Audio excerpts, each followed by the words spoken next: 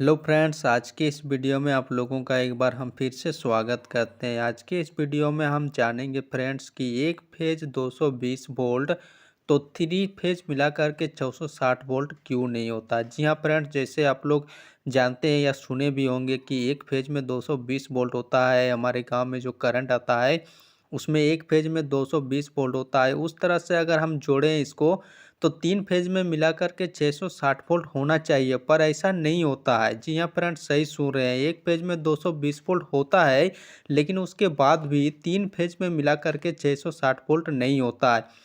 ऐसा क्यों होता है उसके बारे में आज हम इस वीडियो में डिटेल से जानकारी प्राप्त करेंगे।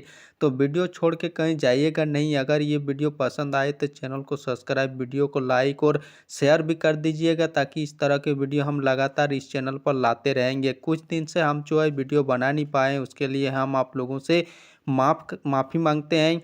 आप लोग देख सकते हैं फ्रेंड्स, ये तीन गो फेज है, phase one, phase two, phase three और एक न्यूट्रल है। इसमें एक फेज में 220 वोल्ट होता है। जी हाँ फ्रेंड्स, और इसी हिसाब से अगर बात करें तो तीन फेज में 660 वोल्ट होना चाहिए, पर ऐसा होता नहीं है। तो आइए हम लोग देखते हैं कि क्यों ऐसा नहीं होता है। जैसे आप लोग देख पा रहे हैं कि फेज वन और फेज टू को जैसे हम लोग वोल्टमीटर से मापेंगे यहाँ पर, तो इसमें 440 वोल्ट आएगा। फेज वन और टू को अगर वोल्टमीटर से हम मापेंगे तो 440 वोल्ट आएगा। जी हाँ फ्रेंड्स, सही सुन रहे हैं। आप लोग ट्राई भी कर सकते हैं, इसको माप करके वोल्टमीटर से 440 वोल्ट आएगा। अगर मान लेते हैं कि फेज टू को थ्री से मापते हैं, फेज टू और फेज थ्री को मापते हैं वोल्टमीटर के द्वारा, तो भी 440 वोल्ट आएगा।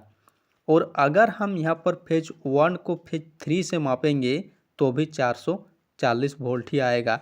तो कहने का मतलब ये है कि अगर तीन फेज में से किसी भी दो फेज को अगर वोल्टमीटर के द्वारा वोल्टेज हम मापेंगे तो 440 वोल्ट आएगा। किसी भी दो फेज को, तीन फेज में से किसी भी दो फेज को मापेंगे तो 440 वोल्ट आएगा। और किसी तीन फेज में से किसी भी एक फेज और न्यूट्रल के बीच में अगर हम वोल्टेज मापेंगे तो 220 वोल्ट आएगा। जी हाँ फ्रेंड्स, याद रखिएगा, 220 वोल्ट आएगा। आप लोग देख सकते हैं, किसी भी तीन फेज में से दो फेज को मापेंगे तो 440 वोल्ट। और अगर किसी भी एक फेज को, फेज वन हो, टू हो, थ्री हो, किसी को भी अगर उसके न्यूट्रल के साथ अगर मापेंगे तो 220 वोल्ट आएगा। तो कैसे होता है, उससे पहले आप लोगों को जानना पड़ेगा कि फ्रीक्वेंसी क्या होता है। क्योंकि फ्रीक्वेंसी के अनुसार ही जो होता है करंट तीनों फेज जो होता है वो चक्र पूरा करता है। ये चक्र क्या होता है आप लोग देख सकते हैं, शून्य से शुरू होकर के धनात्मक अर्धचक्र, ऋणात्मक अर्धचक्र, ये आधा आधा चक्र मिलाकर के एक पूर्ण चक्र पूरा करता है। और ये पूर्ण चक्र मिलाकर के एक सर्किल पूरा होता है। उसी एक सर्किल को हम लोग फ्रीक्वेंसी कहते हैं। आप लोग सुने होंगे कि भारत में इलेक्ट्रिसिटी में अब तक की जो फ्रीक्वेंसी यूज होती है वो मैक्सिमम 50 हर्ट्ज होती है, उससे ज़्यादा नहीं होती है। तो ये फ्रीक्वेंसी जो होता है ना, शून्य से शुरू होकर धनात्मक अर्धचक्र, ऋणात्मक अर्धचक्र मिल करके एक पूर्ण चक्र बनता है, और उसमें 360 डिग्री का कोण बनता है। जैसे आप लोग देख सकते हैं 120 120 120 इस तरह से करते करते 360 डिग्री का कोण बनता है।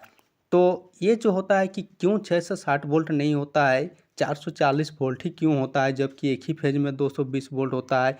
इसको जो होता है ना, वेक्टर एजुकेशन द्वारा जो इसको एडिशन किया जाता है, इसका जो मापा जाता है, इसका एडिशन किया जाता है, वो वेक्टर एजुकेशन मेथड द्वारा मापा जाता है। ये वेक्टर एजुकेशन मेथड क्या है उसको हम इस वीडियो में आगे बताएंगे, तो वीडियो में आप लोग बने रहिए।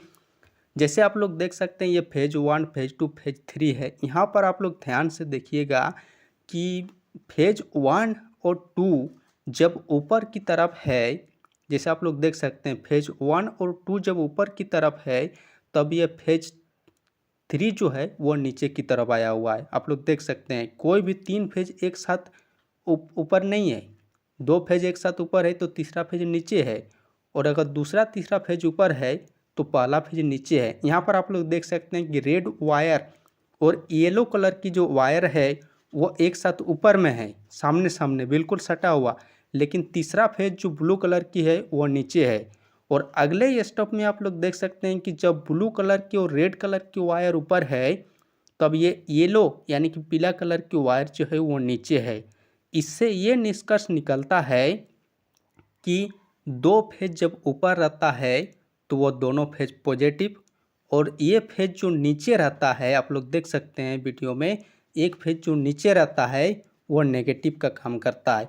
इसलिए आप लोग सुने होंगे या देखे होंगे कि 3 फेज वाले मोटर में 3 फेज जिसमें यूज होता है, यानी कि उसको 3 फेज वाले मोटर कहते हैं। उस 3 फेज वाले मोटर में 3 फेज होता है, और 3 फेज में से 2 फेज फेज का काम करता है, प्लस का काम करता है, और एक फेज जो होता है वो न्यूट्रल यानी कि माइनस का काम करता है। 3 फेज वाले मोटर में हमेशा आप लोग देखिएगा कि 3 फेज में से 2 फेज प्लस का काम करता है और एक फेज माइनस का काम करता है। इसी ग्राफ से आप लोग समझ सकते हैं, देख सकते हैं इसको कि किस तरह से होता है। आप लोग देख सकते हैं इसमें कोई भी 2 फेज जो होता है, 3 फेज एक साथ ऊपर नहीं होता। ये फ्रीक्वेंसी की विधि के द्वारा होता है। 2 फेज ऊपर है तो तीसरा फेज नीचे है। यहाँ आप लोग देख सकते हैं रेड वायर, येलो वायर ऊपर है तो ब्लू वायर नीचे है। उसके बाद आप लोग देख सकते हैं ब्लू और रेड ऊपर है तो ये येलो कलर की वायर जो है वो नीचे है, यानी कि 2 प्लस तो तीसरा माइनस।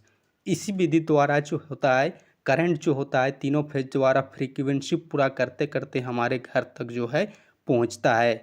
तो इसका एडिशन इसमें आप लोग देख सकते हैं, इसमें कुछ कोण भी बढ़ रहा है। पूरे एक चक्र मिला करके ना इसमें 360 डिग्री का कोण बनता है। आप लोग देख सकते हैं ग्राफ में। इसी ग्राफ को समझना है तब जा कर के आप लोगों को आगे समझ में आएगा कि किस तरह से जो है इसका एडिशन होता है। तो आप लोग देख सकते हैं इसका एडिशन जो होता है ना वेक्टर एजुकेशन के द्वारा होता है। वेक्टर के द्वारा ही इसको एडिशन किया जाता है। तो ये वेक्टर एडिशन क्या होता है उसका हम इस वीडियो में देखेंगे। आप लोग देख सकते हैं ये इस तरह से वेक्टर एडिशन होता है, इस तरह से। इसमें हम लोग क्या करते हैं कि यहाँ पर आप लोग देख सकते हैं ए बी बी सी और ये जो ए सी है, इस ए सी का वैल्यू हम लोग निकालेंगे। ए सी का वैल्यू कैसे निकाला जाता है वेक्टर में, आप लोग मैथ में क्लास में पढ़े होंगे कि वेक्टर एडिशन निकालने के लिए उसमें रूट अंडर में मान आता है। जैसे आप लोग देख सकते हैं कि A B is equal to 4 centimetre, B C is equal to 3 centimetre मान लेते हैं कि हमने मान लिया है कि ये सब इसका वैल्यू है। और अगर हमको ए सी निकालना है तो ए सी को हम कैसे निकालेंगे, तो ए सी का मान जो निकलेगा वो हमेशा रूट अंडर में निकलेगा। तो ए सी इजकल टू हो जाएगा root under A B square plus root under B C square, यानी कि रूट अंडर 4 सेंटीमीटर का स्क्वायर प्लस 3 सेंटीमीटर का स्क्वायर, ये सब रूट में आएगा। तो इसको अगर कैलकुलेशन करेंगे तो रूट 25 यानी कि 5 सेंटीमीटर आएगा। तो ये ए सी जो आ गया ना, ये 5 सेंटीमीटर आया। तो ये जो होता है वेक्टर एजुकेशन होता है। आप लोग समझ सकते हैं इस वीडियो को देख करके इस तरह से वेक्टर एडिशन किया जाता है। इसी मेथड द्वारा जो होता है ना 3 फेज में से करंट को निकाल करके एडिशन किया जाता है, और उसी कारण जो होता है 660 वोल्ट ना होकर के 440 ही होता है।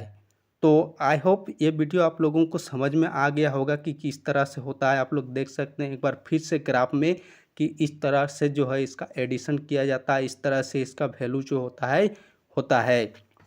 तो मान लेते हैं कि वोल्टेज इसका वोल्टेज निकालने का एक फार्मूला है जो हम आप लोगों को वीडियो में दिखा रहे हैं। वोल्टेज इक्वल टू होता है √3 इंटू फेज करंट। फेज में जो भी करंट है 220 वोल्ट, 230 वोल्ट, 240 वोल्ट, कभी कभी ऐसे।